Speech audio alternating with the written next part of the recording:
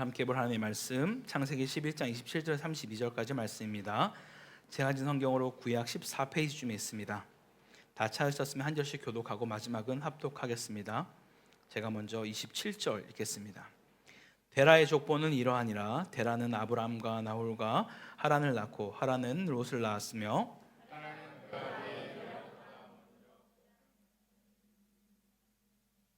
아브람과 나홀이 장가들었으니 아브람의 아내 이름은 사레며 나홀의 아내 이름은 밀가니 하란의 딸이요 하란은 밀가의 아버지며 또 이스가의 아버지더라. 데라가 그 아들 아브람과 하란의 아들인 그의 손자 롯과 그의 며느리 아브람의 아내 사레를 데리고 갈대아인의 우르를 떠나 가나안 땅으로 가고자 하더니 하란에 이르러 거기 거류하였으며 데라는 나이가 205세가 되어 하란에서 죽었더라. 아멘. 할렐루야. 네, 오늘도 변함없이 말씀을 사모함으로 또 거룩하고 복된 자를 넣으신 모든 성도님들에게 그리스도의 평강과 긍휼과 은혜가 가득하기를 간절히 축원합니다. 우리 7, 8월에는 여행도 성수기이지만 또 한국 교회에서 단기 선교를 가장 많이 나가는 주간이기도 합니다. 보통 여러분들 혹시 단기 선교 가본 적 있으십니까? 코타에서는 혹시 가본 적 있으세요? 없어요. 보통 한국 교회에 있으면 그래도 한 번쯤은 가보셨을 것 같은데요. 보통 나가보지 않은 분들이 가장 많이 하는 말 중에 하나가 여행은 가고 싶은데 뭔가 합리적으로 가기 위해서 이렇게 선교에 지원해서 가는 게 아닌가라고 때로는 그렇게 약간 폄하하듯이 말할 때가 종종 있습니다. 그런데 막상 다녀오시면 대부분 그런 말씀들은 안 하시더라고요. 저도 지금까지 약 10여 개국이 넘는 나라들을 방문하면서 단기 선교를 다녀보았는데요. 제가 그때마다 나갔던 이유는 우리가 속해 있는 이 우리나라가 그 어느 나라보다도 정말 복음에 비친 나라라는 생각 때문입니다. 지금 우리가 어떠한 복음의 빛을 졌는지를 말하기엔 너무나 시간이 부족하고요. 혹시라도 좀 알고 싶으면 저희 유튜브 채널에 제가 다른 곳에서 이게 퍼온 서양 선교사들이 찍어놓은 그 역사들을 우리가 복원해서 살려놓은 그 영상이 있습니다. 그걸 한번 보시면 얼마나 우리나라가 많은 선교사들의 헌신과 희생으로 세워졌는지 우리가 살펴볼 수 있습니다. 그런데 제가 갔던 수많은 나라 중에서 가장 저에게 복음을 불일듯이 일으켰던 그 나라가 어디였냐면요, 대한민국이었습니다. 무슨 말이냐면 우리나라는 아까 말씀드린 것처럼 정말 수많은 선교사님들이 이곳을 다녀갔었어요. 그래서 우리나라의 곳곳에 선교사의 흔적이 없는 곳이 없다라고 말할 정도로 너무나 많이 있습니다. 우리가 살고 있는 모든 지역에 가장 먼저 생긴 학교나 병원은 다 선교사님들이 세우신 거예요. 그리고 우리가 요즘은 없어진 것 같은데 예전에 왜 크리스마스 되면 실 이렇게 결핵 아시죠? 그거를 만들어서 우리가 막 크리스마스 때마다 사기도 하고 했었는데 그 결핵을 퇴치한 것도 선교사님들이십니다. 나병 환자를 낫게 한 것도, 우리나라의 구급차를 만들어낸 것도, 뭐 이런 것들 말하려면 끝이 없습니다. 그 모든 것들을 선교사님들이 하셨었는데 정말 제가 그분들의 흔적들을 바라보면서 딱 한 가지 생각이 들었어요. 이거는 복음에 미치지 않고서는 불가능하겠구나. 왜냐하면 대대로 계속해서 오시는 분들이 있어요. 부모가 죽었습니다. 그 자녀가 오고 또 그 자녀가 오고. 보통 자기 부모가 거기에서 죽었다면 가고 싶지 않지 않을까요? 그렇죠? 근데 그렇게 자신의 모든 것들을 희생하며 우리나라에게 복음을 전했던 분들이 바로 수많은 선교사님들의 헌신이 있었습니다. 사실 우리 교회는 이 7, 8월 선교 주간으로 함께 지켜가고 있습니다. 아직은 우리가 직접적으로 제가 온 지 이제 불과 2년도 채 안 됐기 때문에 하고 있는 어떤 사역지는 없지만 이곳에서 이름도 없이 빛도 없이 사역하는 선교사님들의 그 사역들을 돕는 일들을 지금 하고 있습니다. 약간 브릿지와 같은 역할인 것이죠. 한국 교회에서 또 이곳을 섬기고 오는 자들과 또 선교 팀원들의 도움이 필요한 선교사님들 연결해 주는 그런 일들을 하고 있는데요. 결코 쉬운 일은 아닙니다. 하지만 다만 이렇게라도 한국의 많은 사람들이 사실 코타키나발루라고 말하면은 저야 한인교회에 있으니까 그냥 한인 목회하시나 보다라고 생각을 하지만 선교사님들이 여기에 코타키나발루에 있다라고 말하면 대부분은 약간 비아냥거립니다. 뭐야 지금 뭐 안식년 간 거야? 라든지 아니면 뭐 휴식 아니야? 라고 많이들 말씀하시는데 생각보다 우리 주변, 우리 이 코타라는 작은 요 도시 말고 조금 1시간, 2시간 거리만 나아가도 얼마나 많은 어려운 빈민과 난민들이 있는지 아마 여러분들 살고 계신 분들은 잘 아실 거라 생각합니다. 그래서 한국에 있는 많은 분들에게 물론 관광지로도 잘 알려져야겠지만 또 많은 기독교인들에게 코타가 그냥 관광만 가는 곳이 아니라 정말 많은 도움의 손길이 필요한 선교지구나, 그것 또한 하나님의 복음이 뿌려져야 될 곳이구나 라는 것을 알기 위한 어떤 그런 사역들을 함께 하고 있습니다. 우리 또한 얼마 전에도 우리 수재민들 가운데 그런 작은 도움의 손길을 또 흘려보냈습니다. 그렇게 우리가 할 수 있는 조그만 것부터 시작해서 계속해서 하나님 나라 확장되는 것을 우리 모두를 통해 함께 보게 되기를 간절히 소망합니다. 우리 지난주에 11장 9절까지 보고 중간에 언급된 셈의 족보를 건너뛰어서 오늘은 데라의 족보를 좀 살펴보려고 합니다. 물론 시간 관계상 전부를 볼 수 없어서 건너뛰는 것이지 이 셈의 족보가 필요 없는 내용이거나 중요하지 않아서 건너뛰는 것은 아닙니다. 늘 말씀드리지만 성경은 필요 없는 내용이나 의미 없는 것을 기록한 것은 조금도 없다라는 것이죠. 그래서 오늘 읽진 않았지만 셈 족보의 중요한 점은 무엇일까요? 우리 창세기 1, 2장에 아담을 지으시고 생육하고 번성하라는 복을 주십니다. 그리고 1장에 아담에서부터 시작되는 그 섭리와 계획, 그리고 3장은 죄가 들어와서 사람이 철저히 타락해서 배도하는 역사가 반복되게 됩니다. 홍수도 나오고요, 바벨 사건도 나오고 사람들이 하나님의 은혜로운 간섭이 없이는 이 죄를 이길 수 없음을 우리 가운데 보여주고 있다라는 것이죠. 이런 중에 하나님은 놀랍고 위대한 일을 계획하십니다. 바로 아브라함이라는 완전한 새로운 시대를 이제 12장부터 열어 가신다라는 것이죠. 무엇보다 이 족보의 중요한 기능은 이 아담에서부터 노아 아들부터 셈에서부터 아브라함을 연결시킴으로써 이 아브라함 한 인물만을 떼어놓고 보는 것이 옳지 않다라는 것을 우리 가운데 이 족보를 통해 말씀하고 있는 것이죠. 아담에서부터 노아, 셈을 거쳐 아브라함에 이르기까지 이어지는 하나님의 끊임없는 구원의 역사. 그래서 아브라함이란 새로운 방법과 그런 시대조차도 하나님의 구원 경륜과 계획 안에서 한치의 오차도 없이 일어나고 있다라는 그 놀라운 사실을 우리 가운데 이 족보를 통하여 보여주고 있다라는 것입니다. 아담에서 셋으로 또 에노스로 또 노아로 셈으로 쭉쭉 내려와서 아브라함이란 한 인물을 선택하는 그 일들이 즉흥적으로 일어난 것이 아니라 모든 과정에 있어서 오래전부터 준비되어 온 하나님의 선택하심이자 예정하심이었다라고 말하는 것이죠. 그래서 사도 바울은 이를 만세전에 창세전에 택하시고 예정하셨다라고 우리 가운데 말씀하고 있습니다. 구원의 역사에 굉장히 중요한 전환이 지금 이 족보에서 일어나고 있음을 보여주고 있는 것이죠. 11장까지는 인류 전체를 다루다가 이제 12장부터는 아브라함을 통해 한 민족을 준비시키고 그 민족을 통해서 온 천지와 만물을 구원하시는 새로운 섭리를 우리 가운데 나타내고 있다라는 것입니다.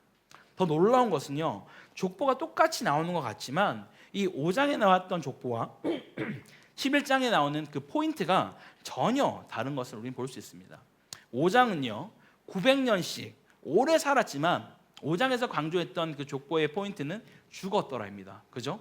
몇 년까지 몇 세까지 살다가 죽었더라, 뭐뭐 하다가 죽었더라가 강조였다면 지금 11장의 족보는 그런 죽었다라는 단어가 하나도 없습니다. 생존 연수도 기록해 주지 않았고요, 몇 세 아이를 낳고 몇 년 살면서 아이를 낳았다라고만 지금 언급하고 있다라는 것입니다. 아브라함으로부터 열리는 하나님의 새로운 언약과 축복이 어떻게 사망을 가로지르고 흐르게 되는지를, 그 강조점을 전혀 다른 곳에 지금 이 족보에서 말씀하고 있다라는 거예요. 이미 축복을 받은 셈에서부터 오늘 축복을 위해 부르심 받은 그 아브라함까지 죽음이나 죄의 형벌이 아니라 축복과 은혜가 흐르고 있는 족보임을 우리 가운데 이 셈의 족보를 통해서 말씀하고 있다라는 것이죠. 이렇게 족보를 보여주고 아브라함으로 넘어가나 싶었는데 마지막으로 오늘 본문에 누가 나오죠? 데라의 족보가 나오게 됩니다. 오늘 이 족보를 보며 우리가 함께 하나님이 무엇을 말씀하고자 원하시는지 같이 한번 살펴보겠습니다. 먼저 27절을 보게 되면요, 데라가 누구누구를 출산을 하는지 언급하고 있습니다. 어떻게 나오죠? 아브라함과 나홀과 하란을 낳고 또 하란은 롯을 낳았다라고 이야기를 합니다. 여기서 우리가 주목할 부분은 이 이름의 순서입니다. 보통 우리는 이름 순서를 정할 때 나이 순으로 정할 때가 많습니다. 보통 뭐 우리가 이것처럼 등록카드 쓸 때도 가족 이름 쓸 때 거꾸로 쓰는 경우는 잘 없더라고요. 대부분 형제들 우리 큰애부터 해서 이름 쓰는 게 일반적이죠. 그런데 성경에서는 그런 식으로 쓰지 않습니다. 오늘 이것을 보고 우리가 첫째가 아브라함이고 둘째가 나홀이고 셋째가 하란이구나 라고 생각할 때가 많다라는 거예요. 근데 엄밀히 살펴보면 첫째가 나홀이고 둘째가 아브라함, 셋째가 하란입니다. 근데 지금 전혀 엉뚱한 순서로 쓰고 있다라는 거죠. 그 이유는 성경에서는 이 이름을 쓰는 순서가 영적인 의미가 있기 때문에 우리가 또 12장에 가서 13장에 가서 어떻게 이름의 순서들이 바뀌는지를 볼 때 정말 하나님의 어떤 섭리가 있는지를 볼 수 있다라는 것입니다. 자, 우리 첫째 이 아브라함을 쓰게 된 이유는 뭐 제가 더 설명할 이유가 없죠. 얼마나 아브라함이 또 집중적으로 그의 삶을 다루는지 알기 때문에 가장 먼저 아브라함을 썼을 겁니다. 두 번째가 누구였습니까? 나홀이죠. 나홀을 왜 쓰게 됐냐면은 나홀은 나중에 우리가 나오게 되는 이 리브가와 라반의 아버지입니다. 그래서 이 리브가와 라반이라는 인물이 또 이삭의 아내가 되는 일들을 바라보면서 또 중요한 것들을 다루고 있다라는 것이죠. 그리고 마지막에 나오는 게 하란인데요. 이 하란은 어떤 의미가 있는지 우리가 28절을 다시 한번 살펴보겠습니다. 같이 읽겠습니다. 시작. 하란은 그 아비 데라보다 먼저 고향 갈대아인의 우르에서 죽었더라. 그렇습니다. 지금 너무 안타깝게도 아비인 데라보다 이 자녀인 하란이 먼저 죽게 되었다라고 성경은 말하죠. 근데 이 하란의 이름이 오늘 본문에 또 등장하게 됩니다. 바로 31절에 데라가 가족을 데리고 갈대아인의 우르를 떠나서 가나안 땅으로 가고자 했는데 거기까지 이르지 못하고 바로 이 하란 땅에 거류하게 되었다라고 성경은 말하죠. 여러분 혹시 이 하란이라는 이름과 이 하란이라는 지역의 이름이 우연히 일치했을까요? 아닙니다. 이 하란은요, 이 니느웨라는 큰 땅에 있는 곳이었습니다. 교통의 요지였고요, 무역의 중심지여서 아주 화려하고 발달된 곳이었습니다. 오죽하면 수천 년 전 이 하란 땅에 수세식 화장실이 있었다라고 말할 정도로 아주 발달된 그런 도시였습니다. 그런데 이 하란 가운데 이 데라는 자기의 어떤 욕망과 어떤 그 바램을 이 하란에 모든 것을 쏟아놓고 있었다라는 거예요. 데라가 정말 가고 싶었던 것은 가나안 땅이 아니라 그렇게 화려해 보이고 뭔가 자기의 욕망을 채워줄 수 있을 것 같은 그 하란으로 그가 가고 싶었다라는 것이죠. 얼마나 이것이 가고 싶었으면 자기의 아들의 이름을 하란이라고 지었다라는 겁니다. 그 정도로 자신의 그 욕망을 실현하기 위해서 이 하란이라는 도구를 선택한 자가 바로 이 데라였습니다. 오죽하면 그 이름을 그렇게 지을 정도로 그는 간절함이 그 가운데 있었다라는 거예요. 그런데 문제는 이것이 이렇게 화려한 것만으로 끝나지 않았다라는 겁니다. 이 하란이라는 도시는요, 바로 우상 숭배가 만연한 그런 도시였습니다. 또한 데라도 여러분 들어보셨겠지만 데라가 어떤 자였습니까? 그냥 평범한 삶을 사는 자가 아니라 우상을 섬기는 자고, 많은 학자들은 그 사람이 우상을 만들었던 자다라고 우리 가운데 말해주고 있습니다. 심지어 딸의 이름, 이복 동생이죠, 사레라는 이것의 이름은 사라투라는 이름의 약자인데요, 달의 신을 섬기는 자라는 의미를 가지고 있습니다. 그 정도로 그는 이미 자신의 욕망과 욕심에 사로잡혀 있는 그런 자가 바로 데라였다라는 겁니다. 분명 데라는 아브라함을 통해서 하나님의 존재와 하나님의 명령을 전해 들었을 겁니다. 이 고향 땅을 떠나서 내가 명할 그 가나안 땅으로 가라라는 말을 들었을 겁니다. 사도행전 7장에 보게 되면요, 하나님이 아브라함에게 떠나라고 말씀하시는 게 이 12장에서 말씀하신 게 처음이 아니라는 것을 우리는 볼 수 있습니다. 그런데 그 명령을 지금 데라는 드디어 자신이 꿈꿔왔던 하란으로 가라는 것으로 그는 이해하고 그렇게 온 가족을 이끌고 나아갔다라는 거예요. 여러분 어떻습니까?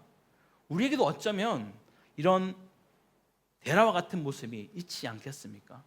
하나님이 가라고 하신 곳이 있는데, 하나님이 하라고 하신 곳이 있는데 내가 꿈꿔왔던 나의 욕망과 욕심을 채울 수 있는 그 하란과 같은 곳, 그것이 여러분 가운데 있지 않으십니까? 나를 만족시켜주고 채워줄 수 있다라고 여기는 그 하란에 머물러 있는 것은 아닌지 우리는 반드시 돌아봐야 할 것입니다. 만약 그런 곳에 있는 분이 있다면 다시 한번 주님이 여러분 가운데 무엇을 말씀하고 있는지 점검하는 시간 되기를 간절히 소망합니다. 자, 우리가 있어야 할 곳이 이 하란이 아니라면요, 우리는 어디로 가야 할까요? 네, 바로 약속의 땅인 가나안으로 우리는 나아가야 합니다. 근데 이 약속의 땅으로 갈 수 있는 자들은 어떤 자들이었을까요? 간혹 우리는 예수를 처음 믿게 될 때 가장 많이 오해하는 것 중에 하나가, 은혜 받는 사람은 꼭 정해진 것 같고 그 집안처럼 뭔가 3대 4대째가 예수를 신실하게 잘 믿고 있어야지만 복 받을 것 같고 뭔가 잘 풀릴 것 같은 그런 생각들, 그런 분들이 신앙도 더 좋을 것 같다는 그런 생각들을 우리는 때로는 많이 하게 됩니다. 그러면서 자신의 삶을 바라보면서 어때 나 같은 사람이 예수를 믿을 수 있겠어? 내가 어떻게 은혜를 받을 수 있겠어? 내가 지은 죄가 얼마나 많은데? 라는 생각들을 우리는 많이 하게 된다라는 것이죠. 만약 사람에게 주님이 찾아오실까에 대해서 정말 우리가 이 상황 가운데 나도 지금 예수님이 믿어질까 말까 하는 상황인데 이런 나에게 주님이 과연 찾아오실까라는 생각들을 우린 때로는 해볼 수 있다라는 겁니다.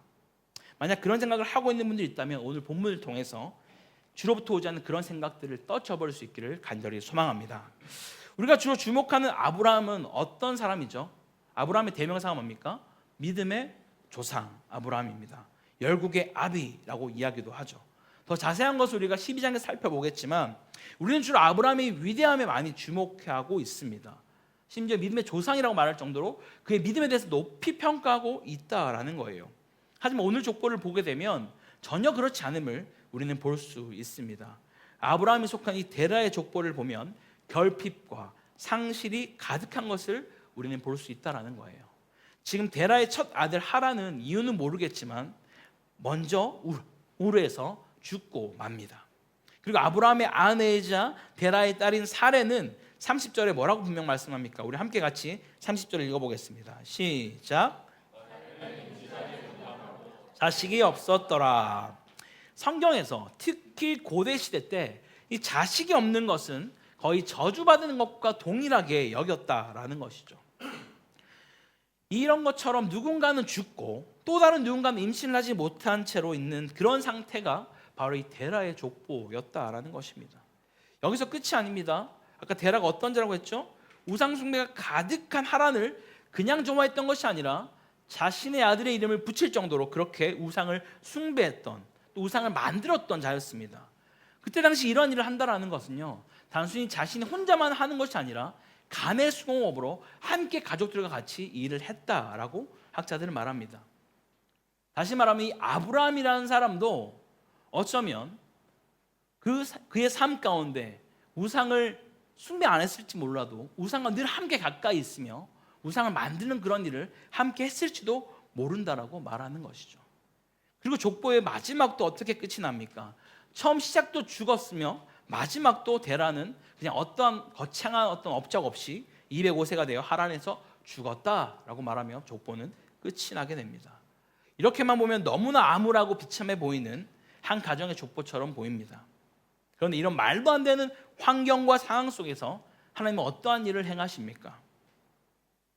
바로 12장부터 시작되는 그 구원의 스토리의 핵심 인물인 아브라함을, 이 온 민족을 구원하는 그 일을 이 아브라함을 통하여서 역사하고 있다라는 것이죠. 할렐루야. 그리고 아브라함은 기꺼이 하란에서 그의 삶이 머물러 있는 것이 아니라 어디로 갑니까? 약속의 땅 가나안으로 그는 나아가고 있다라는 거예요. 여러분, 지금 아브라함이 하나님께 택함 받기 위해서 좀 합당한 어떤 삶의 모습을 살아냈을까요? 아니면 그런 어떤 조건과 환경을 갖추고 있었던 자였습니까? 전혀 아니죠. 지금 그는 아까 말한 것처럼 그 아버지의 영향력 아래에 있었기 때문에 분명히 우상과 친밀한 가운데, 그리고 뭐 장자로 선택받은 것도 아니고 둘째였고 정말 믿음이 좋은 상태나 그 어떤 좋은 어떤 흠모할 만한 것 전혀 없는 상황에 있던 자가 바로 아브라함이었습니다. 심지어 동시대에 살았던 자가 바로 욥이었어요. 그럼 우리 생각에는 욥을 선택하는 게 당연히 맞는 것이 아닐까요? 하지만 하나님은 그렇게 보잘것없고 아무것도 가진 것이 없으며 그의 가문조차도 우상을 섬기는 가문이었음에도 불구하고 그 연약한 자를 들어서 그 구원의 역사를 이루어가고 계시다라는 것이죠. 할렐루야. 그럴 때 이 아브라함도 뭔가 거창한 것이 그에게 있는 것은 아니었지만 그저 하나님이 말씀하실 때 갈 바를 알지 못하지만 묵묵히 그냥 순종하며 가는 그 믿음 하나 가지고 그는 나아갔다라는 것이죠. 여러분 어떻습니까? 이제 우리도 결정해야 되지 않을까요? 여전히 세상의 기쁨과 쾌락이 넘쳐나며 뭔가 나를 만족시켜 줄 것 같은 그런 하람과 같은 환경 가운데 거할 것인지, 아니면 광야가 될 수 있고 세상에 줄 수 없는 그런 평강을 주는 그런 약속의 땅 가나안으로 날마다 주와 동행하며 나아갈 것인지 우리도 반드시 결정해야 할 것입니다. 바라기는 여기 있는 우리 모두가 그 누구도 하란에 머물러 있는 자가 없기를 바랍니다. 약속의 땅 가나안으로 나아가는 우리 모두가 될 수 있기를 간절히 소망합니다. 우리 사랑하는 코타키나발루 한인교회 성도 여러분, 오늘 우리는 데라의 족보를 통해 하나님께서 어떻게 구원의 역사를 이루어가는지 살펴보았습니다. 어쩌면 그냥 이 족보를 넣지 않고 바로 12장으로 연결되어도 조금 더 어색하지 않을 수 있었지만, 이 족보를 넣음으로써 하나님께서 행하시는 그 구원의 능력은 우리의 어떠함에 있지 않다라는 것을 철저하게 보여주고 있다라는 거예요. 더욱이 우리의 결핍, 상실과 아픔과 공허함을 채우기 위해서 하란에 머물러 있는 자들이 있다라면 세상의 그 어떤 것도 우리의 마음을 채울 수 없다라는 것을 우리는 기억해야 합니다. 우리가 있어야 할 곳은 하란이 아니라 약속의 땅인 가나안으로 우린 가야만 하는 것이죠.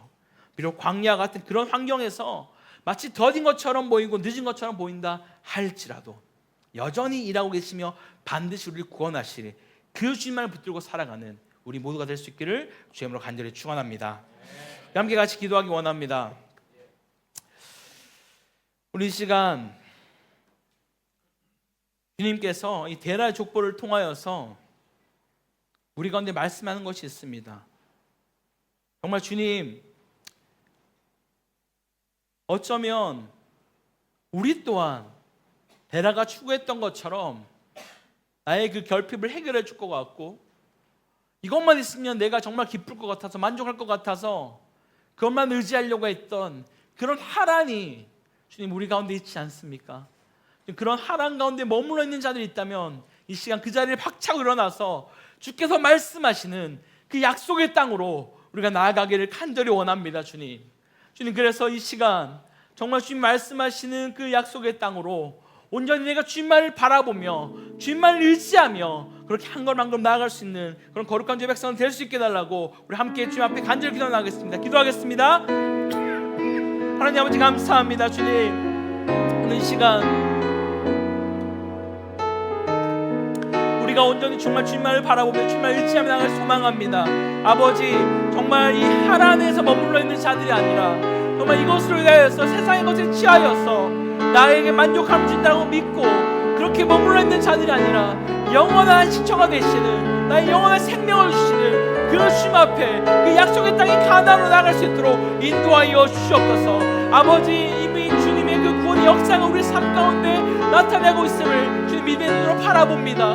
아버지, 때로 우리 삶 가운데 더디고 힘들고 어렵다 할지라도 여전히 우리 삶 가운데 신상 역사하시는 그 주님의 손을 붙들고 나아갈 수 있도록 인도하여 주옵소서. 물론 광야처럼 아버지 어려운 상황과 환경도 있을 수 있습니다. 그럼에도 불구하고 주님이 우리와 함께 동행하시니 그것이 우리 삶의 가장 형통한 일인 줄 알고 그 주님을 붙들고 나가는 그러한 복된 인생들로 우리의 삶을 인도하여 주옵소서.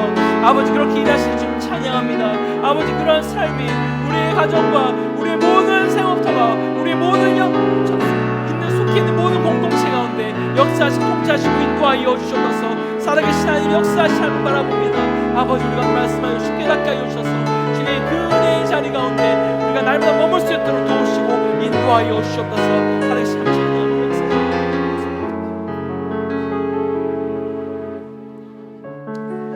하나님 아버지, 오늘 이 시간 우리가 함께 우리 데라의 족보를 통하여서 어쩌면 우리 또한 데라처럼 눈에 보여지는 그 화려함과 나의 욕망과 나의 욕심을 채울 수 있는 그런 하란에 머물기 원하는 자들이 있는 것은 아닌지 돌아보기 원합니다.